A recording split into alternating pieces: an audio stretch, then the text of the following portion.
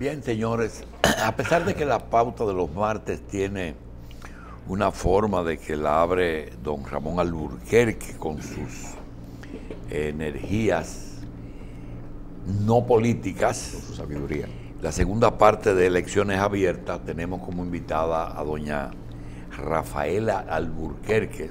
Tenemos un día de los Alburquerque, además de Día de Nuestra Señora de las Mercedes. Y es catalana, según. Don Ramón, que es un buen primo, pues nos pide que estemos integrados todos, y así doña Lila se integra a las dos conversaciones, a la de energía de don Ramón y don Ramón después a la política de doña Lila, aunque están en litorales diferentes, como diría un abogado famoso. Le damos la bienvenida a los señores Alburquerque de San Pedro.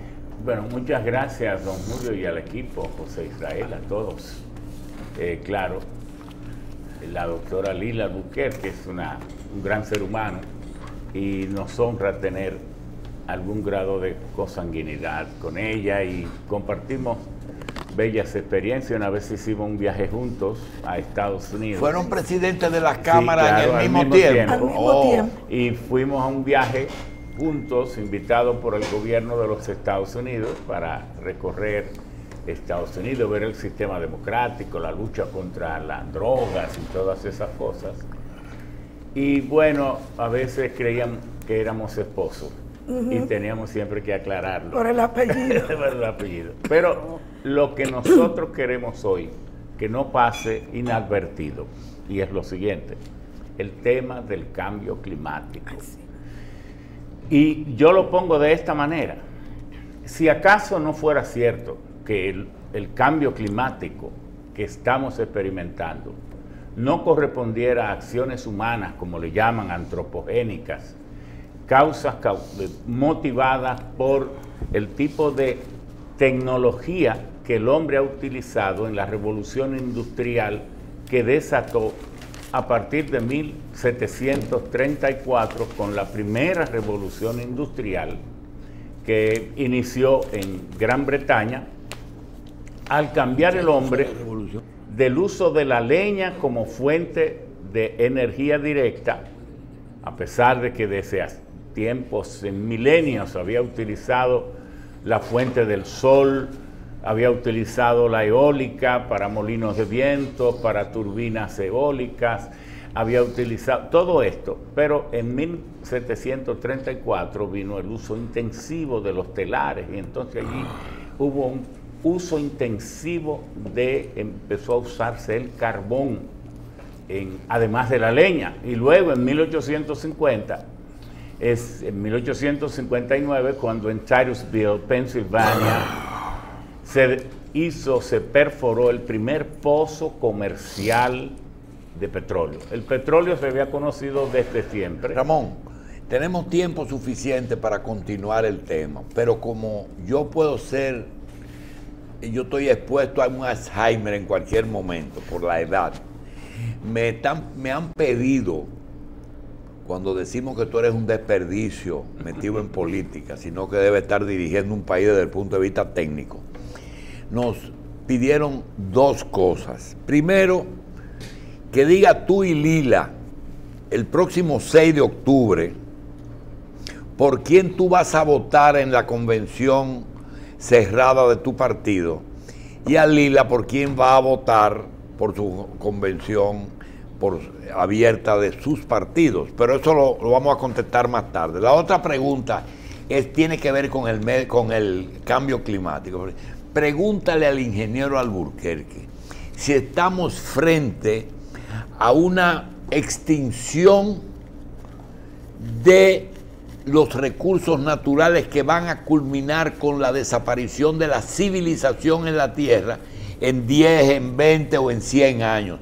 Porque se dice que algunos cambios climáticos siglos atrás o milenios atrás produjeron cambios radicales, como fue el caso de la desaparición de ciertas especies gigantes, como fue el tema de Yucatán. Si realmente terrícolas estamos expuestos a una catástrofe sin crear muchas... Sí, vamos a decirlo de manera bien resumida, la segunda parte. Primero, este cambio climático que estamos viviendo ocurrió hace 2.5 millones de años. Se tienen registros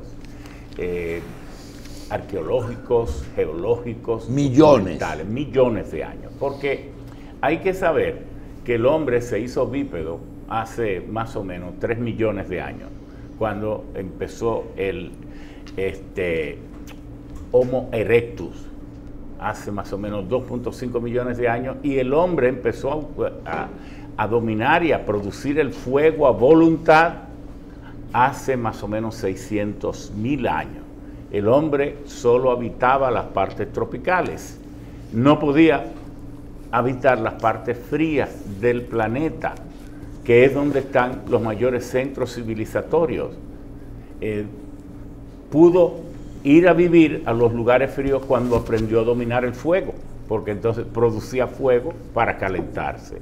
Y además aceleró el desarrollo de su cerebro, eso usted como médico, eso le interesa mucho, porque al dominar el fuego aprendió a cocer los alimentos, y cuando una persona ingiere alimentos crudos necesita 10 veces más tiempo para digerirlo y no le alcanza el tiempo para otras cosas que no sea para recoger los alimentos y digerirlos. Mientras tanto que si lo ingiere cocido, entonces le sobra tiempo, y por eso le sobró tiempo para el ocio, para jugar, y de allí su cerebro se desarrolló, y ya para los periodos finales del Homo erectus, el cerebro humano ya tenía 1200 centímetros cúbicos de tamaño. De manera que esos fueron los grandes avances. Ahora, las fuentes de energía han variado a través del tiempo. Al principio el hombre usaba el fuego. La leña ha sido la compañera fiel del hombre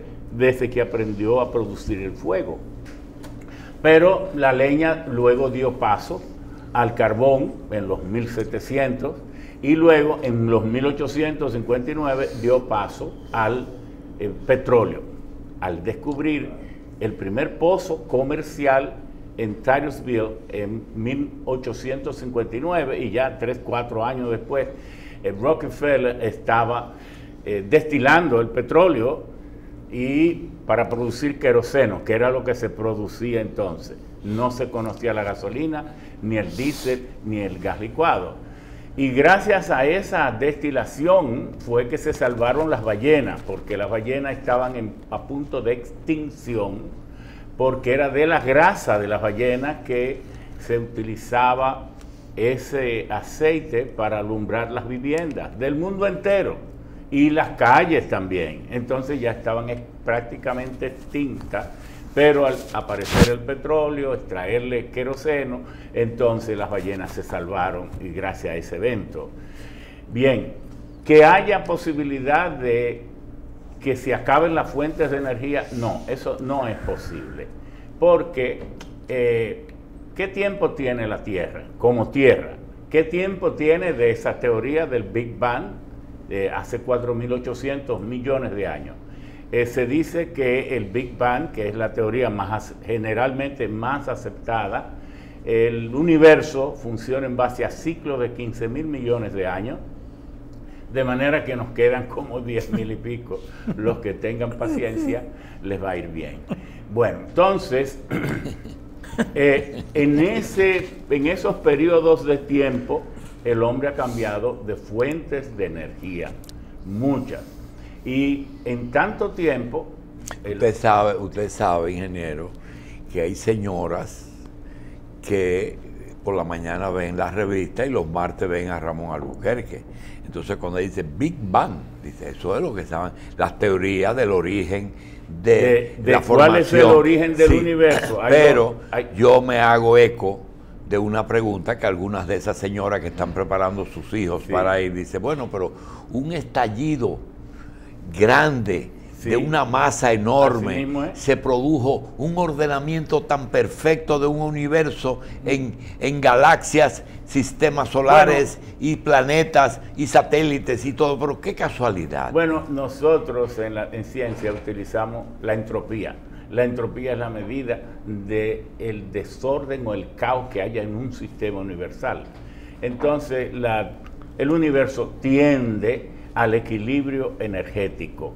Claro, la energía siempre se equilibra a niveles más bajos, pero lo que queremos decir es que esa evolución de la Tierra, el planeta tiene 510 millones de kilómetros cuadrados, 510 millones. Las medidas del planeta son 510 millones de kilómetros cuadrados de superficie, tiene un diámetro de 12.756 kilómetros. ¿Cuánto tiene? 12.000. ¿El diámetro cuánto es? 12.756 kilómetros, y el pi, el factor pi, que uno oye hablar en matemáticas, 3.14, si usted multiplica 12.756 por el factor pi, 3.14, le va a dar que la Tierra tiene 43.000 kilómetros de circunferencia. Entonces, 43.000. de esos 510 millones de kilómetros cuadrados, tenemos 360 millones de superficie de agua y solo hay 158 millones en los continentes y las islas emergidas.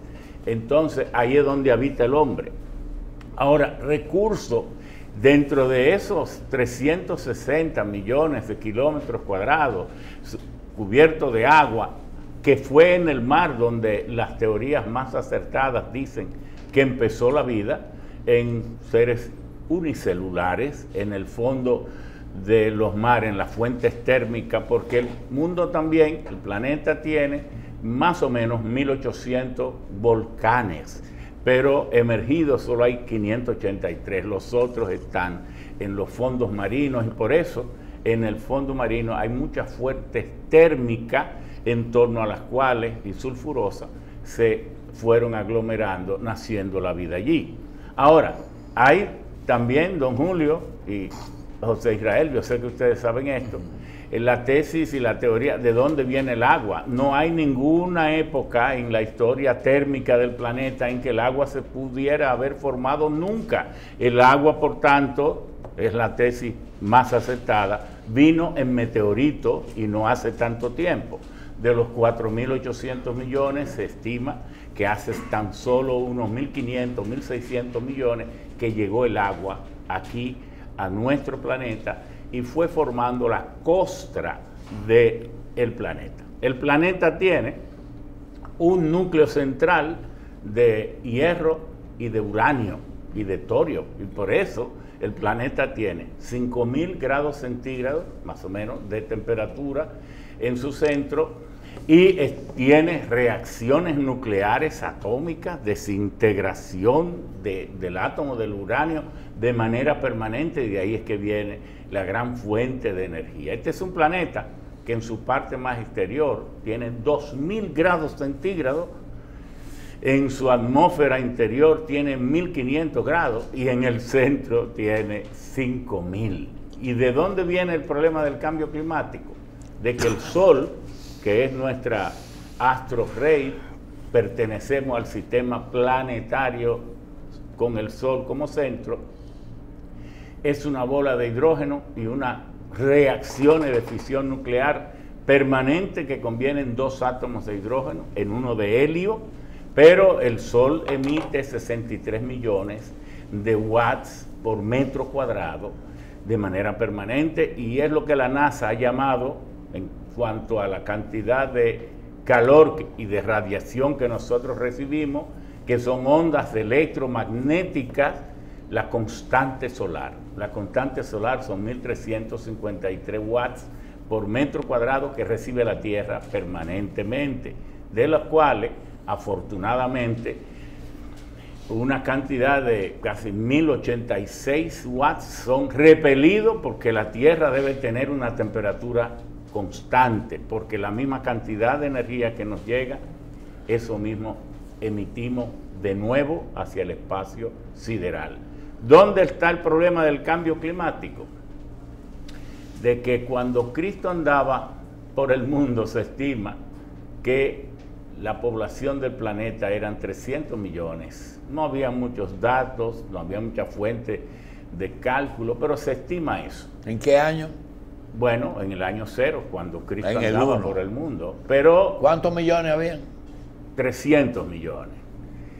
Cuando Thomas Malthus publica el libro sobre las demografías de las naciones y plantea la tesis de que la población humana iba a multiplicarse geométricamente mientras la producción de alimentos aritméticamente, en 1798, en la Universidad de Cambridge, en Gran Bretaña, 1798, es decir, 1800 años después, se estima que la población del planeta eran 900 millones. Esto significa que en 1800 años la población del planeta apenas aumentó 600 millones, de 300 a 900.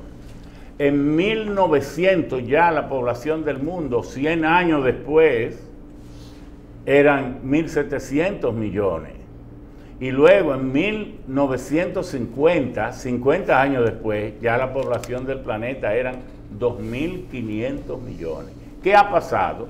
Que de 1950 a hoy, 2019, en tan solo 69 años, la población del mundo haya pasado de 2.500 millones a 7.500 millones. ¿En cuánto? 5.000 millones en 69 años. Entonces ahí es donde viene el tema del cambio climático. ¿Por qué? Porque estamos quemando cada día 98 millones de barriles de petróleo. Lo voy a repetir. Cada día 98 millones de barriles de petróleo.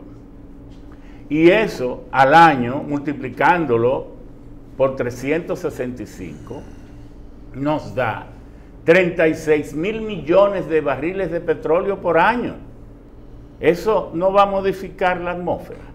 Pero además, en forma de carbón mineral, quemamos 40.000 millones de toneladas por año, porque el 40% de la electricidad que produce la humanidad lo produce de carbón mineral. Usted oye hablando, los países al retirarse Trump del cambio climático, hay una serie de naciones que afortunadamente han tomado el liderazgo. Se lo agradecemos. Pero ¿cuál es la realidad de esas naciones? China está muy activa, se lo agradecemos. Pero ¿de dónde? ¿Qué produce China? El 75% de su electricidad, del carbón mineral. Pero Italia, que está muy activa, el 88% lo produce de fósiles, de carbón y de petróleo. Pero Francia, el 78% lo produce de nucleares, del uranio, y así una por una, porque las energías renovables, que son las más convenientes para la humanidad, para la sociedad, para la atmósfera, apenas son el 1.5, el 2% de todas las renovables no hidráulicas, porque las hidráulicas son como el 13%. Aquí en República Dominicana las hidráulicas son el 14% más o menos, y las renovables cuando llueve. El 2%. Cuando llueve. No, en términos promedio al año es más o menos oscila de 12 a 14. Y entonces tenemos 2% de renovables. Este cambio climático está haciendo un gran daño. ¿De qué manera? Cuando inició la revolución industrial, 1850, la concentración de anhídrido carbónico en la atmósfera era de 278 partes por millón. Usted no tomó nunca exámenes ni en la escuela ni nada. Decían, vete que tú estás aprobado. Bueno, siempre me daban 100, sí. 278. Dios mío. Sí, 278. Y en el Juan Pablo Duarte me regalaban los libros del próximo curso. Sí, imagínate. Y me pasaron un día del segundo al cuarto. Hay que hacer una anécdota de todos esos maestros, lo mal que se sentían cuando el alumno le corregía la cosa. Pero el CO2 antes de empezar intensamente esta revolución industrial, era 278 partes por millón. Eso es lo que hace posible que la temperatura de la atmósfera no varíe, sea 14 grados. Pero ¿qué ha pasado de esa fecha al día de hoy? Que la temperatura promedio de la atmósfera ha aumentado en casi 2 grados, 1.6, 1.7 grados. ¿Qué trae eso? Pero lo más grave es que todos los acuerdos que se aprobaron en París, el COP21, COP22, en Marrakech, todo esto, lo que dicen, según los científicos, que ahora, hoy, le están presentando a los 60 jefes de Estado, líderes mundiales que están presentes en New York, en las Naciones Unidas, el día de hoy, están presentando un documento que se llama United in Science, Unidos en la Ciencia, United in Science, que es el estudio que preparó la Organización Mundial Meteorológica, más 8 entidades más, entre los cuales está el IPCC, el International Panel on Climate Change, Panel Internacional en Cambio Climático y muchas otras más, que le están presentando a los jefes de Estado, que si solo hacemos, en el supuesto caso de que todas las naciones aceptaran cumplir con los parámetros de reducción de emisiones de gases de efecto invernadero a la atmósfera, la temperatura del día de hoy, en los próximos 15 o 20 años, aumentará 3 grados.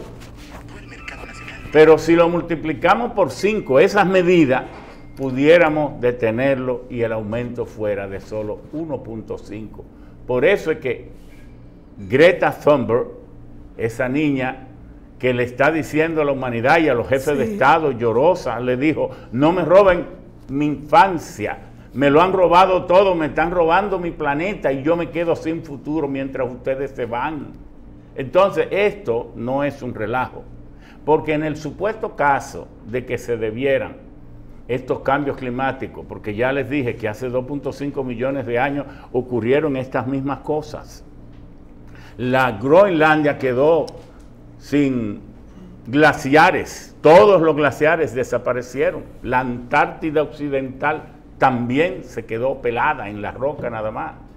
El mundo sufrió cambios profundos. Eso que se habla en la Biblia del diluvio, se ha comprobado que fue verdad, fueron cambios climáticos hace 12.500 años, de manera que el mundo, el propio planeta, tiene testimonio de que todas esas cosas han ocurrido. Entonces, el inicio de la revolución industrial al día de hoy, la acidez de las aguas marinas de los océanos han aumentado un 26%. Y no, ¿cuáles son los gases de efecto invernadero? Son 22, pero los más importantes son el CO2, que está aumentando un 1% anual. El segundo, más peligroso que el CO2, es el metano. ¿Y el metano de qué se produce? De todos los materiales orgánicos en descomposición de las heces de los animales. Mientras más ganadería haya, más metano habrá. En el pozo séptico de nuestra casa, ese tubo respiradero que tenemos es porque las heces fecales nuestras, cuando van al pozo séptico, al descomponerse en ausencia de aire, entonces toda sustancia orgánica que se descompone en ausencia de aire se convierte en hidrocarburos, y el primero de los hidrocarburos es el metano, luego viene el etano, propano, butano, etc. Y para que no estalle dentro del pozo séptico, se le pone un respiradero. Todas esas cosas tenemos que aprenderlas, porque además los niveles de las aguas del mar van ascendiendo. Del 2011 al 2015 se hizo un estudio y ascendían a 3 milímetros por año, pero ahora ya han aumentado 4 milímetros por año y se teme que puedan aumentar a 5 milímetros más. Aquella vez, hace 2.5 millones de años, el nivel de las aguas del mar aumentó 20 metros. Si eso ocurre ahora, ¿qué va a pasar con la humanidad? Se evapora el mar o los glaciales se derriten y Bueno, aumentan no, es lo que se llama el ciclo hidrológico. El ciclo hidrológico es el recorrido que hace el agua en la superficie dentro de la troposfera. Es decir, en los mares es donde hay la mayor evaporación, la mayor intensidad de evaporación de agua, porque son 360 millones de kilómetros cuadrados. Y entonces en las partes emergidas de tierra también hay evaporación. Entonces el agua se evapora, asciende, condensa, se forman las microgotas, entonces ocurre el fenómeno de floculación, las gotas vuelven más grandes, precipita y ese ciclo permanente. El ciclo hidrológico no ha cambiado porque el agua ¿para dónde va a coger? La misma cantidad de agua se maneja cada año. Lo que no se maneja igual es la frecuencia, la distribución y qué ocurre cuando cae. Cuando teníamos masas forestales cuidadas y entonces llovía y esa masa forestal, esas materias, esa biomasa, en parte materias muertas, ramas, hojas, troncos, etcétera, hacía como una esponja, llueve y se absorbe y a los ríos y a los cursos de agua y a los arroyitos les llega poco a poco. Pero cuando esa masa, esa biomasa ha sido, y esa foresta ha sido destruida, entonces ¿qué pasa?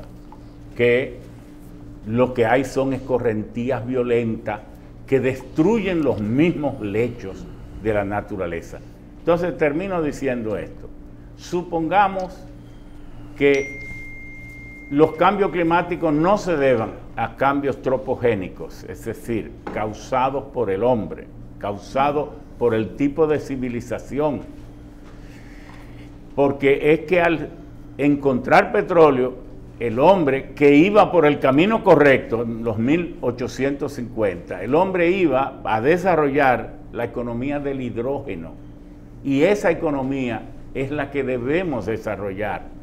Porque el hidrógeno, si usted coge agua, le pasa con un circuito eléctrico, lo descompone en oxígeno e hidrógeno. Y el hidrógeno es un excelente combustible, pero es un combustible amigable a la naturaleza, porque él no altera nada. Ahora, al desenterrar fósiles durmientes y olvidados y traerlo a la actividad humana, quemarlo en los motores de combustión interna, entonces eso es lo que hace que se produzca el CO2, el metano, los óxidos de nitrógeno y los óxidos de azufre, aparte de los clorofluorcarbonos, que son los aerosoles y esos aires acondicionados. Y oiga, ¿qué pasa? La humanidad no sabe que la producción de electricidad es la energía fundamental para nuestra dinámica económica y social. Sin embargo, la mayor parte de la electricidad no se consume de que en la producción, no, es en nuestra recreación. El principal consumidor de la electricidad son los acondicionadores de aire para el confort. Todo este crimen que le estamos haciendo a la naturaleza es para estar más cómodo, no es ni siquiera para producir los alimentos. Es que en República Dominicana, del total de electricidad que consumimos, tal vez unos 15.000 gigas o 14.000 gigas, un giga es 1 millón de kilos, en realidad el 60% es para estar más cómodo, para los acondicionadores de aire. Entonces, si acaso no fueran estos cambios debido al hombre, habría que hacer de todas maneras medidas urgentes para detener esta variación de las temperaturas y de los climas. Ahí están preguntando, realmente no entiendo, que de dónde el hombre va a conseguir la energía suficiente para descomponer el agua. No, eso no importa porque el sol, ya dije que nos da suficiente energía. Lo que pasa es la orientación de hacia dónde dirigimos la tecnología. Fíjese, el hombre anda buscando de que llegara a Neptuno, a Júpiter, pero no conoce el fondo de los mares, o lo conoce muy poco. Apenas en unas películas de el Titanic, Cameron inventaron un aparato que pudo llegar a 4.000, 6.000, 7.000 metros de profundidad. Es decir, que ignoramos nuestra propia realidad. Hay suficiente fuente de energía. Hay carbón para 1000, 2000 años, para la humanidad entera. ¿Qué es lo que debemos hacer? Muchos dicen, dejen de usar el carbón. Lo correcto es desarrollar las tecnologías para que podamos usar el carbón y que las emisiones no hagan daño. ¿Cuánto tiene el radio de la Tierra? El radio, la mitad del diámetro, le dije que el diámetro son 12.756. 12.000, debe tener 6.000. 6.000 kilómetros. 6.600 más o menos. Kilómetros. ¿Y cuánto es la profundidad más grande registrada en alguna fosa? En la fosa, 14.300 metros. Aquí 14 cerca de kilómetros, la fosa Milwaukee. La fosa de Milwaukee, que es la trinchera de Puerto Rico, la zanja de Puerto Rico. Pero eso está en el canal de la Mona. Casi 9.000. No, sí, claro. Allá arriba es lo que le llaman la trinchera de Puerto Rico, la fosa de Puerto Rico, que tiene 900 y tantos kilómetros, como a 140 kilómetros al norte del país. Ahí está, dentro de esa trinchera está la fosa de Milwaukee. Y es una de las fuentes de inestabilidad telúrica más grande, porque cuando hay desprendimiento de grandes masas de tierra, entonces eso causa tsunami y causa... ¿Usted cree realmente que todo lo que el hombre se ha imaginado lo puede realizar? Porque hay el libro Viaje al centro de la Tierra de Verne. Bueno, no todo lo que el hombre imagine lo podrá hacer, pero muchas de las cosas las hace, aunque no sean los mismos hombres. Por sí lo hace la humanidad. Ahora bien, para completar la pregunta de si hay fuentes suficientes de energía, decíamos que el carbón son fuentes inagotables. Estados Unidos tiene la primera reserva de carbón del mundo, tiene el 22%, luego China tiene un 17%, Rusia tiene un 14%, y así otros países, muchas naciones tienen carbón. Entonces la segunda fuente es el petróleo. Entonces las primeras reservas las tiene Venezuela, que tiene 297 billones de barriles de reservas. Solo en la faja del Orinoco tiene 258 billones. Y entonces Arabia Saudita tiene 267 y así por el estilo. Esas son las fuentes de gas. Hay gas para 60 o 70 años al presente nivel de determinación de reserva. Pero ya dije, se han extraído gas hasta de 9 kilómetros, de 7 kilómetros, con perforaciones. Las tecnologías y esos combustibles se viven renovando constantemente, porque entonces tendríamos que tener un depósito más grande que la Tierra. Claro, el gas y el petróleo se vive formando diariamente. Porque cómo que se forma el petróleo y cómo son los trillones y trillones de microorganismos y de macroorganismos, de vegetales y animales que mueren y son... ¿Y la hulla es anterior o posterior al petróleo? La hulla es el carbón. Sí. El carbón es más viejo que el petróleo. Pero ¿Pero fue petróleo la hulla? No. No es un fósil del petróleo. No, porque la hulla o el carbón mineral, que en Argentina y otros países le llaman hulla, en España también, y ellos le llaman hulla más al carbón antracítico, porque hay varios tipos de carbones. Bueno, pero originariamente viene de las grandes plantas, de las grandes coníferas, de esos holocaustos que han ocurrido periódicamente cuando viene un meteorito, se estrella contra el planeta y entonces le bloquea la luz del sol, mueren todos los seres vivos y entonces, bueno, allí ellos pasan a ser. En toda la zona fría no se descompone, la misma frialdad que causa la no penetración de rayos solares y todo esto. Debo terminar diciendo que si acaso los cambios climáticos fueran causados por las variaciones en las llamaradas del Sol, que es la fuente de ondas electromagnéticas que nos llega a nosotros como radiación solar. La radiación solar tiene un 38% que es luz visible, pero el resto son ultravioleta, infrarroja y gamma. que son las que nosotros podemos convertir en los paneles solares en electricidad. Bien. Si acaso vinieran también de esa fuente electromagnética, esos cambios climáticos, también el hombre tiene muchas medidas que puede tomar en beneficio de preservar las especies que están en peligro de extinción y también la forma y la estabilidad de las sociedades humanas que también están en peligro. Y eso es lo que responsablemente están ventilando las naciones en esa convocatoria que hizo las Naciones Unidas sobre el cambio climático. Bien, ingeniero, como realmente el próximo 5 faltan 10 días laborables, posiblemente no haya otro martes de este tipo, porque nos va a abrumar la participación de aspirantes. Yo quisiera que la pregunta inicial se haga, es decir, a los PRMistas, ¿qué usted les recomienda? Bueno, yo les recomiendo al PRM, yo personalmente, usted quería que yo dijera por quién yo voy a votar. Yo voy a votar no vaya tan lejos. Yo voy a votar por el autoridad. PRM.